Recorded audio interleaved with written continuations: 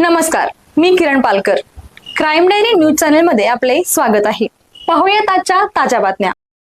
करवीर तालुक्यातील high profile वेश्या व्यवसाय प्रकरणी करवीर पोलिसांनी आणखी एक लॉज चालकाला अटक करत रॅकेट विरोधातील कारवाई तीव्र केली आहे. कनेरेवाडी येथे स्वयंभू लॉजचा मालक अमोल श्रीपती खोत वय 40 याला अटक करण्यात आली असून न्यायालयाने त्याला 24 जुलै पर्यंत पोलीस कोठडी सुनावली आहे. यापूर्वी 11 जुलै रोजी वाशी हद्दीतील सनराईज लॉजवर छापा टाकून पोलिसांनी एका महिलेची सुटका केली होती. या प्रकरणातील 3 आरोपी सध्या न्यायालयीन कोठडीत आहेत. तपासादरम्यान शहाजी एकनाथ वैद्य उर्फ सागर पाटील याने संबंधित महिलेला कोल्हापुरात आणून स्वयंभू लॉज मध्ये ठेवले असल्याचे निष्पन्न झाले. तसेच व्हॉट्सअप ऍप ग्रुपच्या माध्यमातून ग्राहक बोलून कुटखाना चालवण्याचा तपास समोर आला आहे. पोलीस अधीक्षक निलोत्पर यांच्या मार्गदर्शनाखाली अप्पर पोलीस अधीक्षक अण्णासाहेब जाधव, उपविभागीय पोलीस अधिकारी अप्पासो पवार यांच्या देखरेखीखालील पोलीस निरीक्षक रवींद्र कळमकर यांच्या पथकांकडून या प्रकरणाचा